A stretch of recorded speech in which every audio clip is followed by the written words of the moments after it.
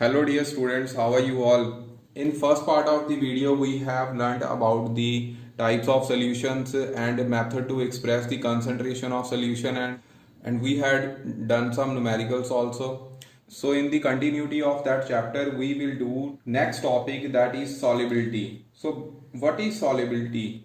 Solubility of substance is the maximum amount of that substance that can be dissolved in a specified amount of solvent at a particular temperature.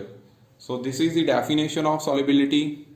So ਘਰ ਦੇ ਵਿੱਚ ਅਸੀਂ ਕਈ ਵਾਰ ਦੇਖਿਆ ਕਿ ਪਾਣੀ ਦੇ ਵਿੱਚ ਸ਼ੂਗਰ ਜਾਂ ਸਾਲਟ ਜਿਹੜਾ ਉਹ ਡਿਸੋਲਵ ਕਰ ਜਾਂਦਾ, ਪਰ ਜੇ ਅਸੀਂ ਪਾਣੀ ਦੇ ਵਿੱਚ ਆਇਲ ਨੂੰ ਡਿਸੋਲਵ ਕਰਨ ਦੀ ਕੋਸ਼ਿਸ਼ ਕਰੀਏ ਤਾਂ ਉਹ ਕਦੇ ਡਿਸੋਲਵ ਨਹੀਂ ਕਰਦਾ। ਠੀਕ ਹੈ, ਸੋ ਇਸ ਦਾ ਮਤਲਬ ਹੈ ਕਿ ਸੋਲਿਬਿਲਿਟੀ of any substance in the given amount of ਸੋਲਵੈਂਟ facts ਤੇ ਡਿਪੈਂਡ ਕਰਦੀ ਆ। ਉਹ ਕਿਹੜੇ ਫੈਕਟਸ ਹੁੰਦੇ ਆ ਉਹ ਹੁਣ ਅਸੀਂ ਇਸ ਲੈਕਚਰ ਦੇ ਵਿੱਚ ਪੜਾਂਗੇ। ਸੋ ਧਿਆਨ ਨਾਲ ਸੁਣਨਾ, ਕਿ ਟੌਪਿਕ ਬਹੁਤ ਇੰਟਰਸਟਿੰਗ ਆ ਤੇ ਤੁਹਾਨੂੰ ਬਹੁਤ ਕੁਝ ਸਿੱਖਣ ਨੂੰ ਮਿਲਣਾ ਇਸ ਟੌਪਿਕ ਦੇ ਵਿੱਚੋਂ। So stay with this video till the end. So solubility ਕੀ ਹੈ ਕਿ ਕਿਸੇ ਵੀ ਗਿਵਨ ਅਮਾਊਂਟ ਆਫ ਸੋਲਵੈਂਟ ਦੇ ਵਿੱਚ ਕਿੰਨੀ ਅਮਾਊਂਟ ਸੋਲਿਊਟ ਦੀ ਡਿਸੋਲਵ ਹੋ ਸਕਦੀ ਆ ਕਿਸੇ ਗਿਵਨ ਟੈਂਪਰੇਚਰ ਦੇ ਉੱਪਰ। ठीक है, basically solubility of any substance depends upon the nature of that substance and also the nature of solvent as well as temperature and pressure। ਅਸੀਂ previous video ਦੇ ਵਿੱਚ ਪੜ੍ਹ ਕੇ ਆਏ ਆ ਕਿ solution ਜਿਹੜੇ ਆ ਉਹ ਤਿੰਨ ਟਾਈਪ ਦੇ ਹੁੰਦੇ ਆ। ਠੀਕ ਹੈ, solid solution, liquid solution ਤੇ gaseous solution।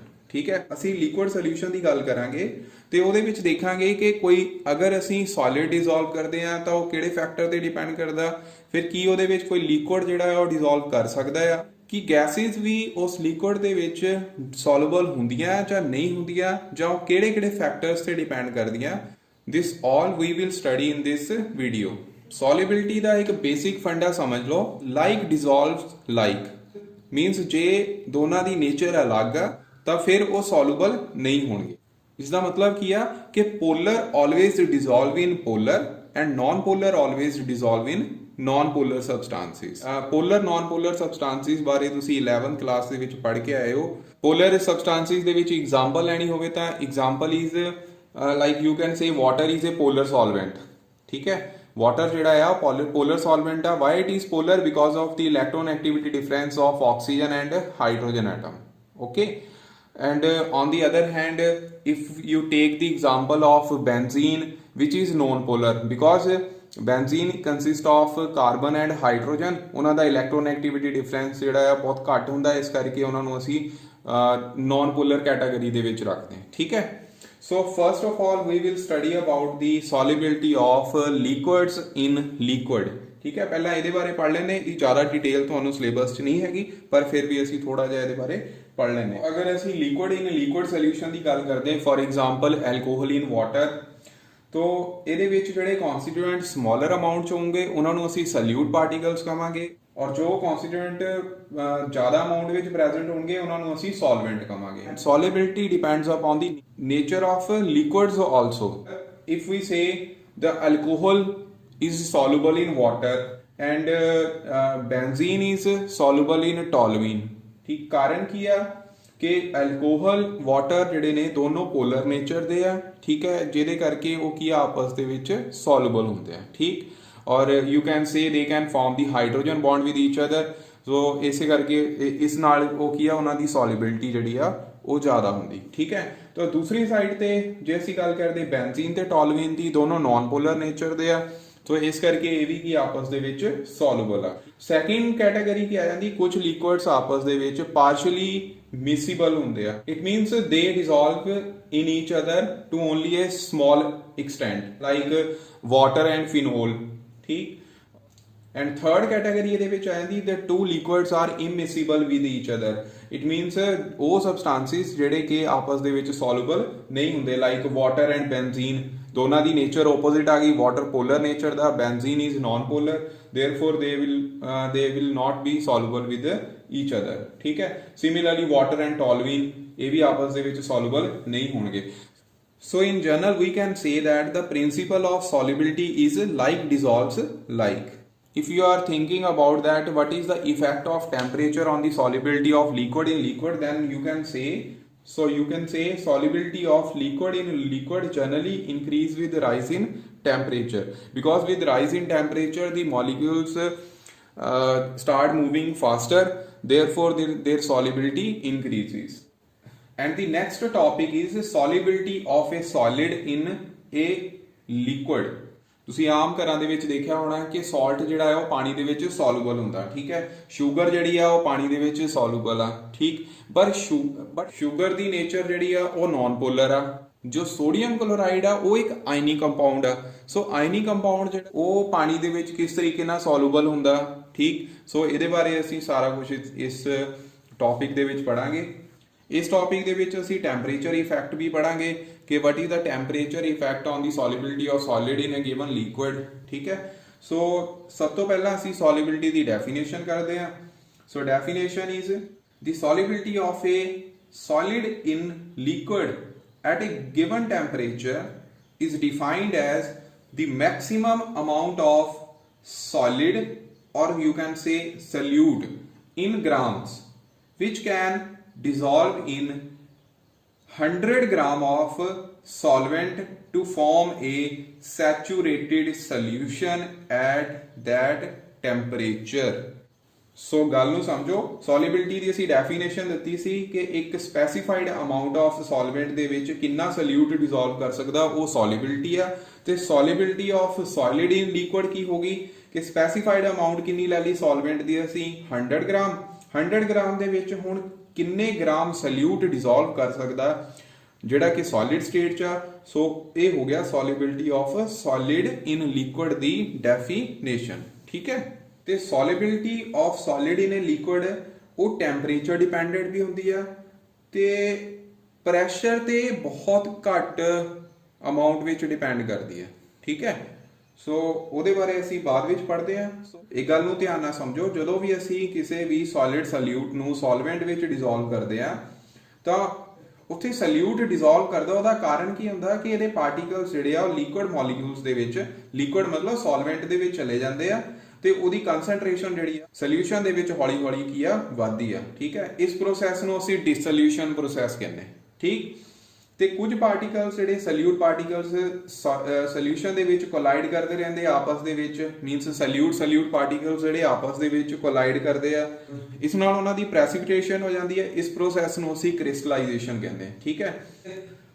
ਸੋ ਜਿੰਨੀ ਦੇਰ ਅਸੀਂ ਸੋਲਿਡ ਨੂੰ ਸੋਲਵੈਂਟ ਦੇ ਵਿੱਚ ਡਿਸੋਲਵ ਕਰਦੇ ਰਹਿੰਦੇ ਆ, ਇੱਕ ਸੈਚੂਰੇਸ਼ਨ ਸਟੇਟ ਆਉਂਦੀ ਹੈ। ਉਸ ਸੈਚੂਰੇਸ਼ਨ ਸਟੇਟ ਤੇ ਇਟ ਮੀਨਸ ਉੱਥੇ ਕੀ ਆ, ਇਕੁਇਲਿਬਰੀਅਮ ਐਸਟੈਬਲਿਸ਼ ਹੋ ਜਾਂਦਾ ਹੈ।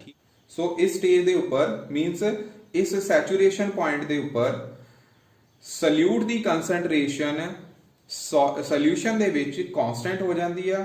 ਸੋ we can say in saturated solution the concentration of solute particles in the given liquid remain constant under the set of given conditions like temperature and pressure. Next topic is what are the factors on which solubility of a solid depends. ठीक है, so the first factor is nature of solute and solvent.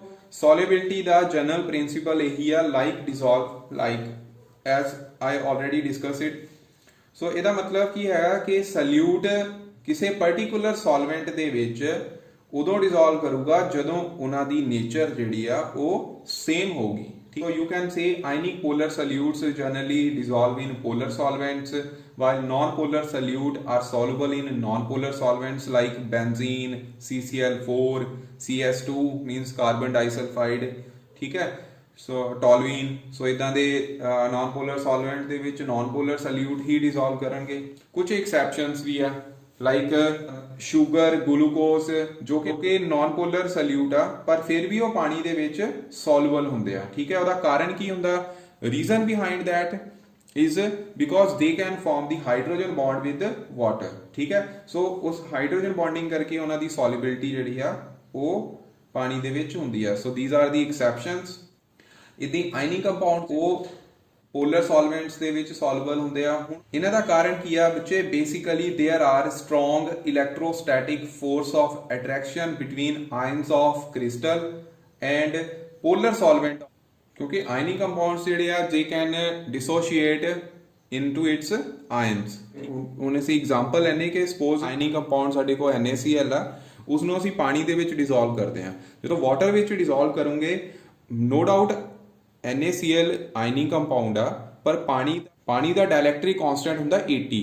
ਸੋ ਉਹ ਕੀ ਆ, ਉਹ electrostatic force ਜੋ ਕਿ sodium ਤੇ chloride ions ਦੇ ਵਿੱਚ ਹੈ ਉਹਨਾਂ ਨੂੰ 80 ਟਾਈਮਸ ਰਿਡਿਊਸ ਕਰ ਦਿੰਦੀ, ਠੀਕ ਹੈ, ਜਿਹਦੇ ਕਰਕੇ ਆਇਨਿਕ ਕੰਪਾਊਂਡਸ ਪਾਣੀ ਦੇ ਵਿੱਚ ਬ੍ਰੇਕ ਕਰ ਜਾਂਦੇ ਆ ਆਪਣੇ ਕਨਸਟੀਟੂਐਂਟ ਆਇਨਸ ਦੇ ਵਿੱਚ, ਠੀਕ ਹੈ। ਸੋ ਸੋਡੀਅਮ ਆਇਨਸ ਅਲੱਗ ਹੋ ਜਾਣੇ ਔਰ Cl ਆਇਨਸ ਜਿਹੜੇ ਆ ਉਹ ਅਲੱਗ ਹੋ ਜਾਣੇ।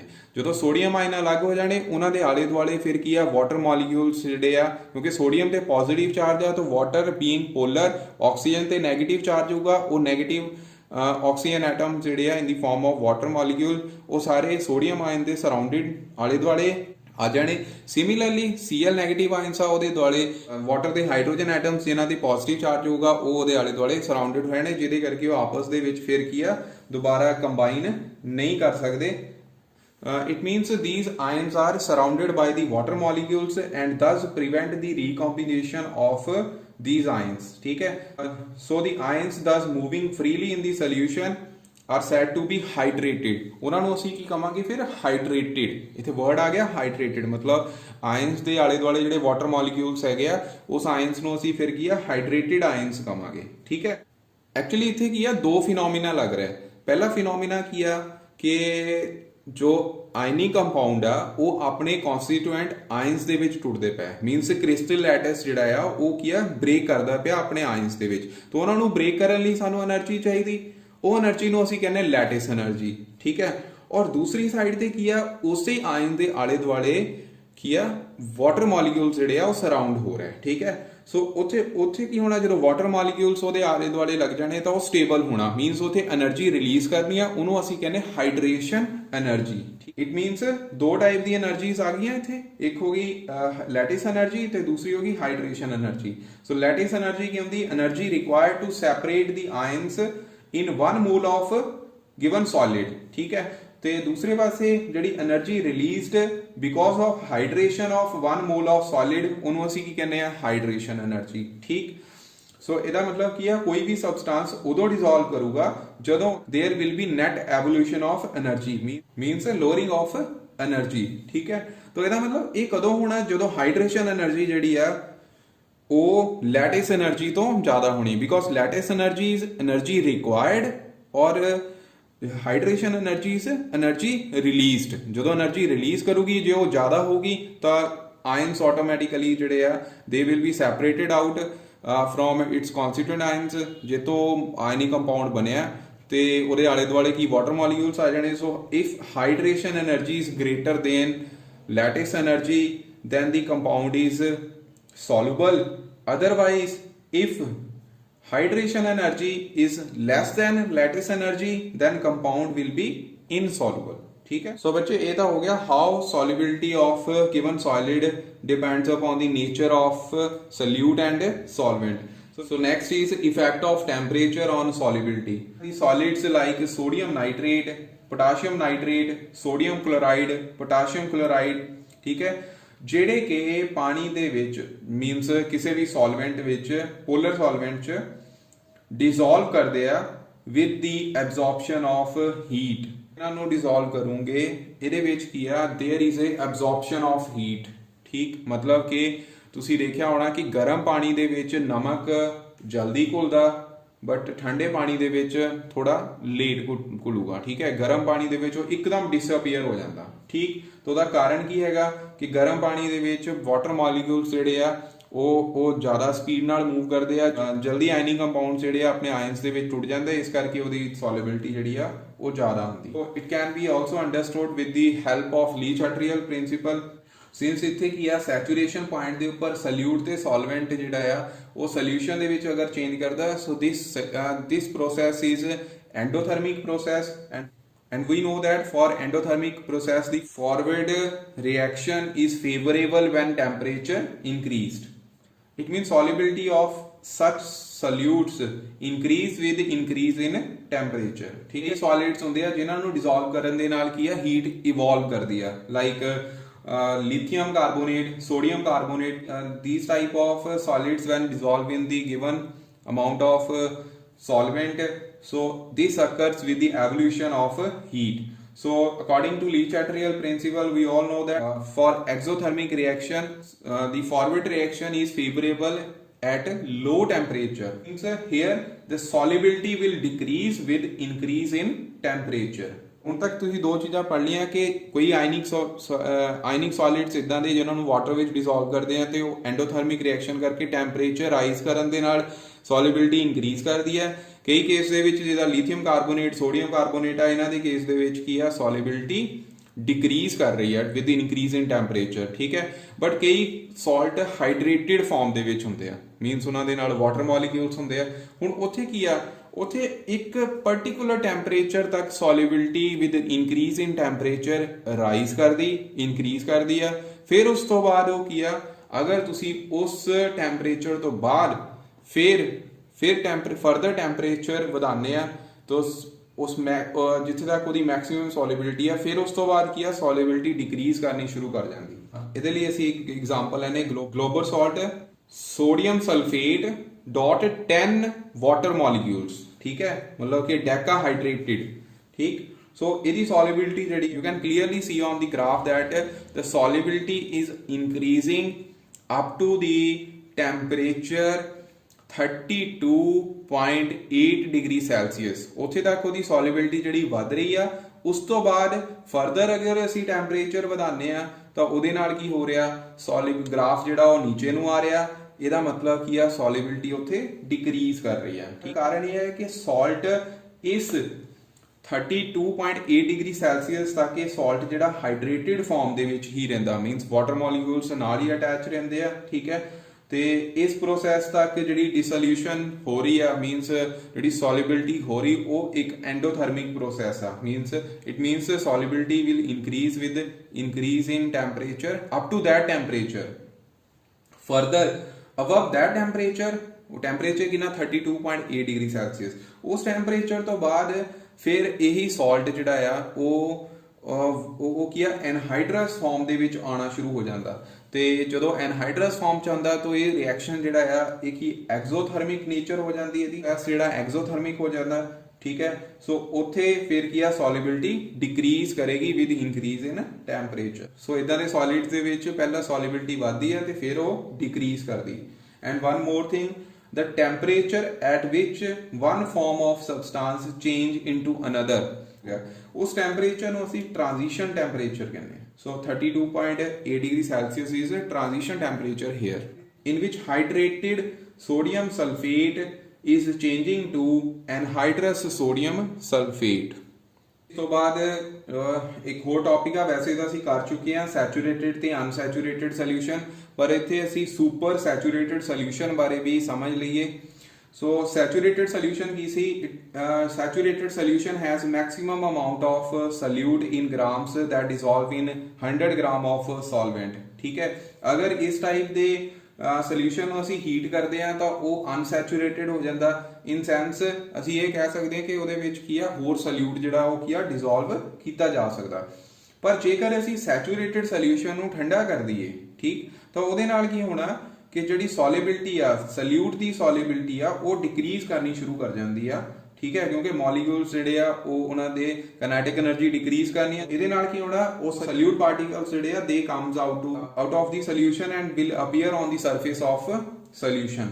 ਸੋ ਇਸ ਟਾਈਪ ਦੇ ਸੋਲਿਊਸ਼ਨ ਨੂੰ ਅਸੀਂ ਸੁਪਰ ਸੈਚੂਰੇਟਿਡ ਸੋਲਿਊਸ਼ਨ ਆਖਦੇ ਹਾਂ। ਸੋ ਤਿੰਨ ਚੀਜ਼ਾਂ ਕਲੀਅਰ ਹੋ ਗਈਆਂ, ਸੈਚੂਰੇਟਿਡ ਸੋਲਿਊਸ਼ਨ, unsaturated solution ਤੇ super saturated solution। ਠੀਕ ਹੈ, and one question are flashing on your screen, that is, although barium ions are poisonous, barium sulfate is given to the patient as barium meal before having x-ray of digestive trait, give reason behind it।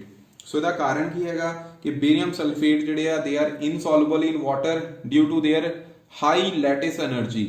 ਠੀਕ ਹੈ, so they do not give barium positive ions in stomach, matlab that's why it is safer to give the barium sulfate to the patient before having the x-rays of digestive trait।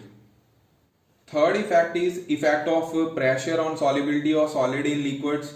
So pressure do not have any significant effect on solubility of solid in liquids. कारण की हैगा because the solids and liquids are highly incompressible. क्योंकि so बच्चे the last but not the least which is very important, it is solubility of a gas in a liquid. ਜਦੋਂ ਵੀ ਅਸੀਂ cold drink ਨੂੰ open ਕਰਦੇ ਹਾਂ ਤਾਂ ਉਹਦੇ ਵਿੱਚੋਂ ਬਬਲਸ ਜਿਹੜੇ ਆ ਉਹ ਬਾਹਰ ਆਉਂਦੇ, it means carbon dioxide gas ਜਿਹੜੀ ਆ ਉਹ ਇਵੋਲਵ ਹੁੰਦੀ ਹੈ, ਠੀਕ ਹੈ। ਜਿੰਨੀਆਂ ਬੀਵਰੇजेस ਹੈਗੀਆਂ ਉਹਨਾਂ ਸਾਰਿਆਂ ਵਿੱਚ ਕਾਰਬਨ ਡਾਈਆਕਸਾਈਡ ਗੈਸ ਜਿਹੜੀ ਆ ਉਹ ਫਿਲਡ ਹੁੰਦੀ ਹੈ। ਐਕੁਆਟਿਕ ਐਨੀਮਲਸ ਜਿਹੜੇ ਆ they also need oxygen to respire. Solubility of gas in liquid is expressed in terms of absorption coefficient. It is defined as the volume of a gas in ml that can be dissolved by 1 ml of a liquid solvent at the temperature of the experiment at 1 atmospheric pressure, ठीक है। And the volume of gas is generally measured at STP, means its standard temperature and pressure. So what are the various factors on which solubility of gases in a given liquid depends? Let us try to find out. So first is nature of gas and solvent. So the gases like hydrogen, oxygen, nitrogen, they dissolve in water only to small extent, while the gases like carbon dioxide, HCl, ammonia, which are polar in nature, are highly soluble in water. Basically, the reason of solubility of these type of gases is due to their reaction with the solvent. And one more thing is oxygen and nitrogen like gases are much more soluble in ethyl alcohol than in water at the same temperature and pressure. Whereas gases like hydrogen sulfide, ammonia are more soluble in water than ethyl alcohol. So a reason of greater solubility of gases in the given solvent is due to the chemical similarities between the gas and solvent. Now let's study fact of temperature. ਆਮ ਤੌਰ ਤੇ ਕੀ ਹੁੰਦਾ ਹੈ ਕਿ ਜਿੰਨੇ ਵੀ aquatic animals ਆ ਉਹ ਸਰਦੀਆਂ ਦੇ ਵਿੱਚ ਪਾਣੀ ਦੇ ਅੰਦਰ ਛੁਪੇ ਰਹਿੰਦੇ ਆ, ਪਰ ਗਰਮੀਆਂ ਦੇ ਵਿੱਚ ਉਹ ਕੀ ਆ ਬਾਹਰ ਆ ਜਾਂਦੇ, ਠੀਕ ਹੈ। ਉਹਦਾ ਕਾਰਨ ਕੀ ਹੋਊਗਾ? ਦੇਖੋ ਪਾਣੀ ਦੇ ਵਿੱਚ ਗਰਮੀ ਵਧੇਗੀ, ਜਦੋਂ ਗਰਮੀ ਵਧਣੀ ਆ ਪਾਣੀ ਗਰਮ ਹੋਣਾ, ਉਹਦੇ ਨਾਲ ਕੀ ਜਿਹੜੀ ਉਹਦੇ ਵਿੱਚ ਗੈਸ ਡਿਸੋਲਵ ਹੋਣੀ ਆ ਜਾਂ ਐਸਕੇਪ ਕਰ ਜਾਣੀ ਆ, ਠੀਕ ਹੈ। ਸੋ ਇਸ ਕਰਕੇ ਪਾਣੀ ਦੇ ਵਿੱਚ ਆਕਸੀਜਨ ਦੀ ਕਮੀ ਹੋ ਜਾਂਦੀ ਆ ਗਰਮੀਆਂ ਦੇ ਵਿੱਚ, ਜਿਸ ਕਰਕੇ ਜਿੰਨੇ ਵੀ ਐਕੁਆਟਿਕ ਐਨੀਮਲਸ ਆ ਉਹ ਸਾਰੇ ਕੀ ਬਾਹਰ ਆ ਜਾਂਦੇ। ਪਰ ਸਰਦੀਆਂ ਦੇ ਵਿੱਚ ਟੈਂਪਰੇਚਰ ਘੱਟ ਹੁੰਦਾ ਆ, there is more solubility of oxygen in water, therefore they remain under the water. Dissolution of gas in a liquid is an exothermic reaction, ठीक है। तो मतलब क्या होते हीट रिलीज कर दिया according to Le Chatelier principle, increase in temperature will shift the equilibrium in backward direction.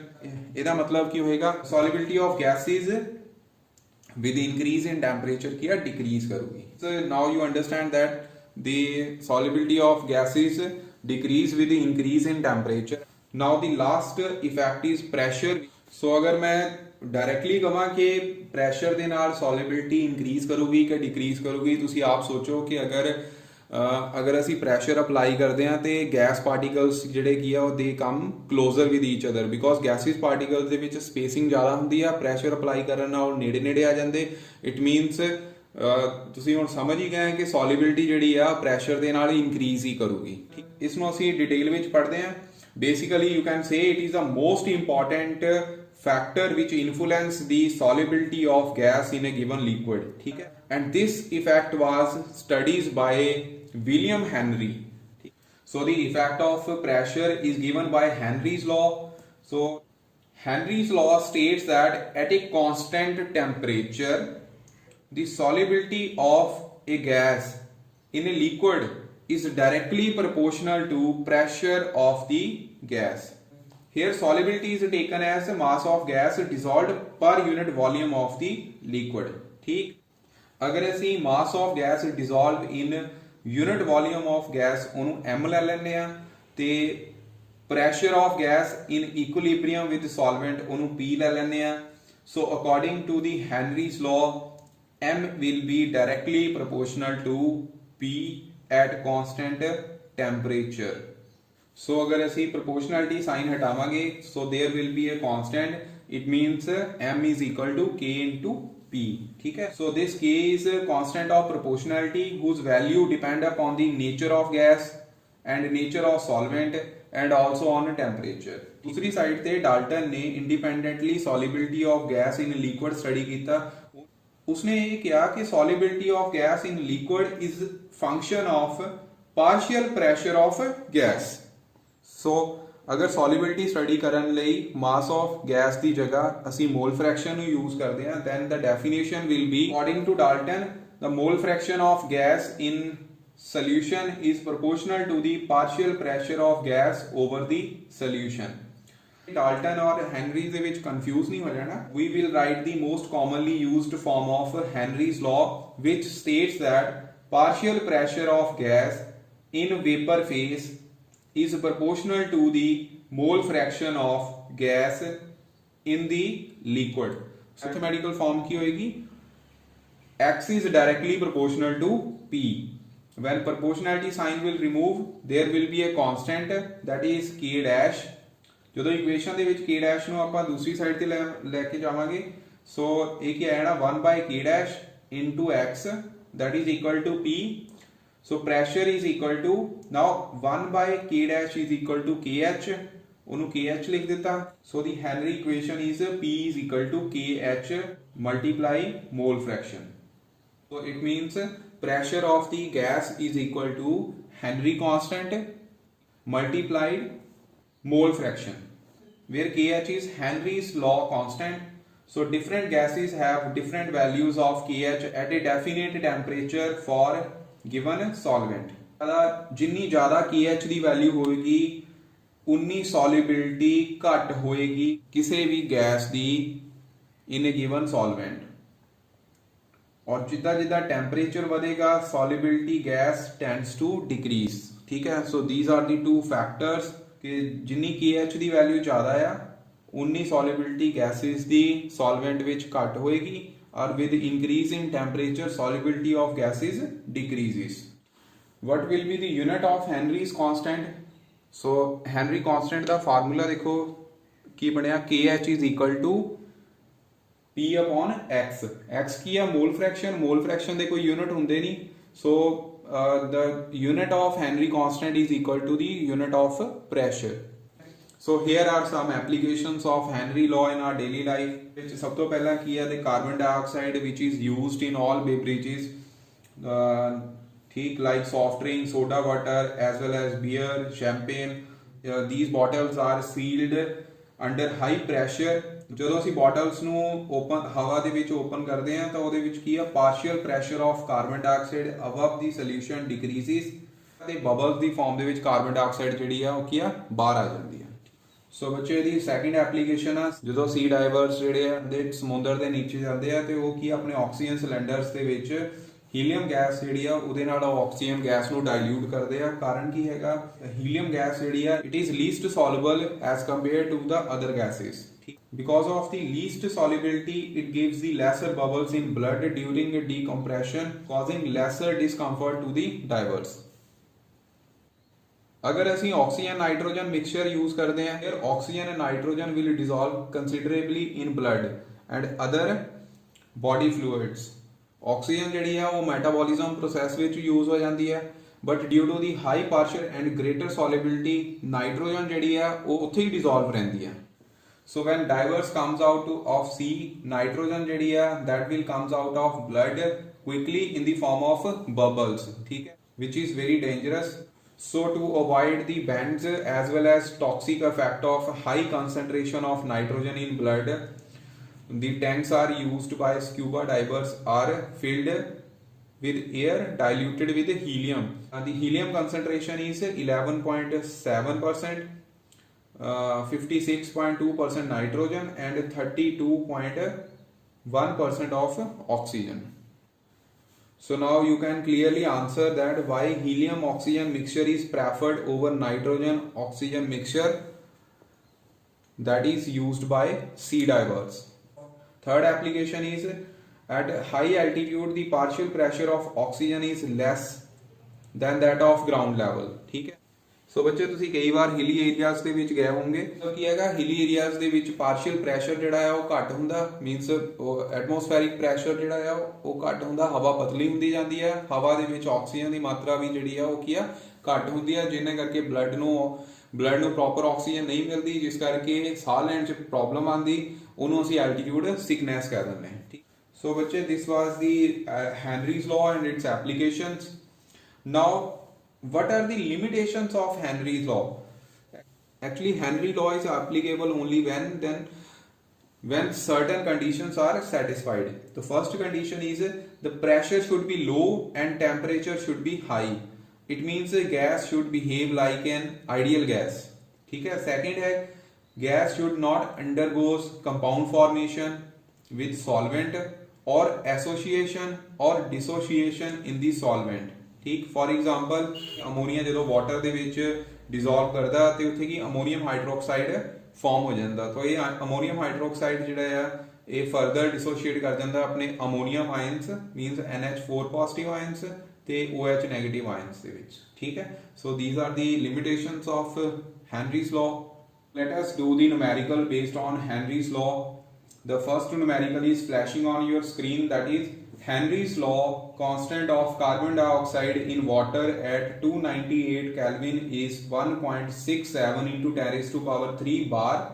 Determine its concentration in rain if carbon dioxide is 1% by mass in atmosphere. ठीक है सो ਅਸੀਂ ਇੱਥੇ फाइंड ਕੀ ਕਰਨਾ concentration of carbon dioxide in rain water ठीक है atmosphere ਦੇ ਵਿੱਚ carbon dioxide ਕਿੰਨੀ ਹੈ 1% by mass ਸੋ ਇੱਥੇ ਸਾਨੂੰ ਹੈਨਰੀ ਕਾਂਸਟੈਂਟ ਗਿਵਨ ਹੈ 1.67 into 10 raised to power 3 bar ਅਸੀਂ ਫਾਈਂਡ ਕੀ ਕਰਨਾ concentration of carbon dioxide in rain water ਠੀਕ ਇਟ ਮੀਨਸ ਅਸੀਂ x ਫਾਈਂਡ ਕਰਨੀ ਹੈ ਤਾਂ x ਫਾਈਂਡ ਕਰਨ ਲਈ ਕੀ ਆ ਫਾਰਮੂਲਾ ਕੀ ਲੱਗੇਗਾ P/KH ਠੀਕ P ਕੀ ਆ ਪ੍ਰੈਸ਼ਰ ਮੀਨਸ ਕਾਰਬਨ ਡਾਈਆਕਸਾਈਡ ਦਾ ਐਟਮੋਸਫੇਅਰ ਦੇ ਵਿੱਚ ਕਿੰਨੀ ਪਰਸੈਂਟੇਜ ਆ ਦੇਖੋ 1% ਬਾਈ ਮਾਸ it means 1% means 1 by 100 P ਨੂੰ KH ਨਾਲ divide ਕਰ ਦੋ you will get the concentration of carbon dioxide in rain water so the next numerical is if nitrogen gas is bubbled through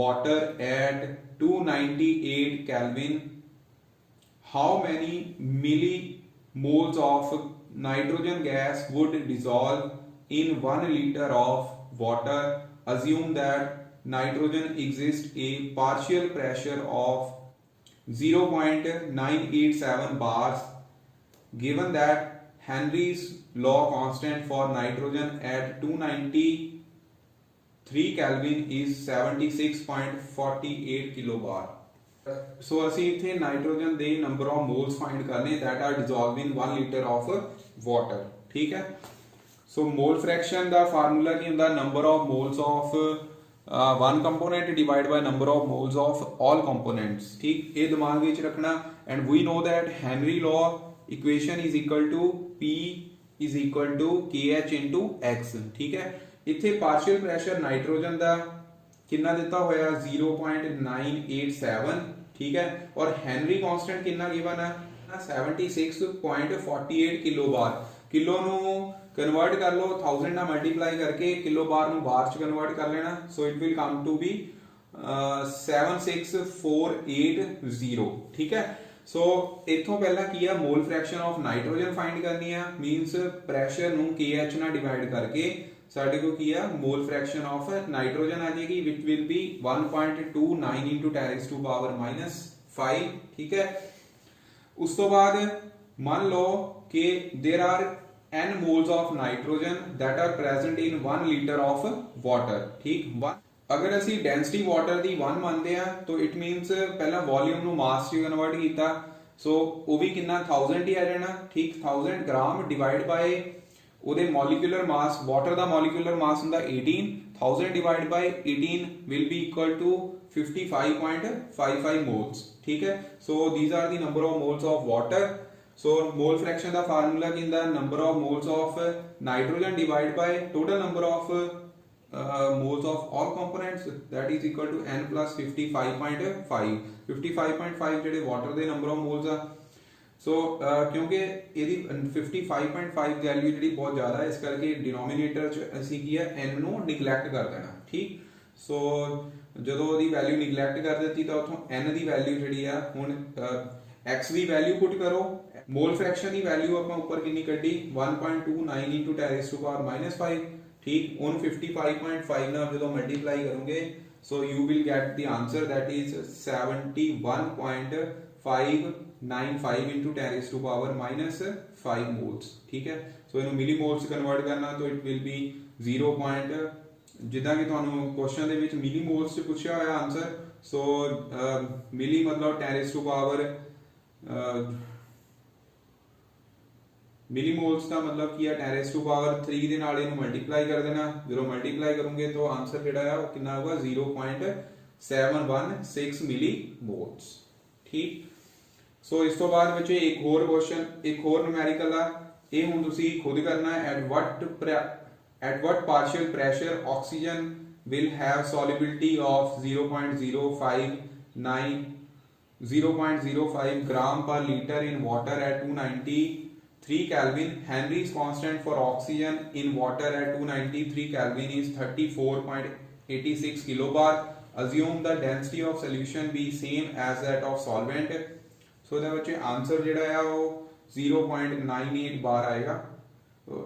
hint ਮੈਂ ਦੇ ਦੇਣਾ, hint ਕੀ ਹੈ ਸਭ ਤੋਂ, ਇਹਦੇ ਵਿੱਚ ਤੁਸੀਂ ਜਿੱਦਾਂ ਅਸੀਂ ਪਿਛਲੇ ਕੁਐਸਚਨ ਦੇ ਵਿੱਚ ਕਰਕੇ ਆਏ, ਸਭ ਤੋਂ ਪਹਿਲਾਂ ਤੁਸੀਂ mall fraction of oxygen find ਕਰਨੀ ਹੈ, ਉਸ ਤੋਂ ਬਾਅਦ ਫਿਰ ਪ੍ਰੈਸ਼ਰ ਫਾਈਂਡ ਕਰਨਾ ਇਹਦੇ ਵਿੱਚ। ਠੀਕ ਹੈ, ਹਿੰਟ ਮੈਂ ਥੋੜਾ ਦੇ ਦੇਣਾ, ਸਭ ਤੋਂ ਪਹਿਲਾਂ ਅਸੀਂ mall fraction of oxygen find ਕਰਾਂਗੇ। ਠੀਕ, ਸੋ ਮੋਲ ਫ੍ਰੈਕਸ਼ਨ ਫਾਈਂਡ ਆਊਟ ਕਰਨ ਤੋਂ ਬਾਅਦ ਦੁਬਾਰਾ ਫਿਰ ਹੈਨਰੀ ਲਾਅ ਲਗਾ ਕੇ ਉਸ ਤੋਂ ਬਾਅਦ ਅਸੀਂ ਕੀ ਆ ਪ੍ਰੈਸ਼ਰ ਆਫ ਆਕਸੀਜਨ ਜਿਹੜਾ ਉਹ ਫਾਈਂਡ ਆਊਟ ਕਰ ਸਕਦੇ ਹਾਂ। ਤਾਂ ਆਨਸਰ ਜਿਹੜਾ ਹੈ 0.98 ਬਾਰ ਆਊਗਾ। ਠੀਕ ਹੈ, ਮੈਂ ਆਨਸਰ ਵੀ ਫਲੈਸ਼ ਕਰ ਦੇਣਾ ਚਲੋ, ਪਰ ਤੁਸੀਂ ਪਹਿਲਾਂ ਖੁਦ ਕਰਕੇ ਦੇਖਣਾ ਹੈ। ਠੀਕ, ਉਸ ਤੋਂ ਬਾਅਦ ਇੱਕ ਹੋਰ ਨਿਊਮੈਰੀਕਲ ਆ, ਇਹ ਵੀ ਤੁਸੀਂ ਹੁਣ ਕਰਨਾ।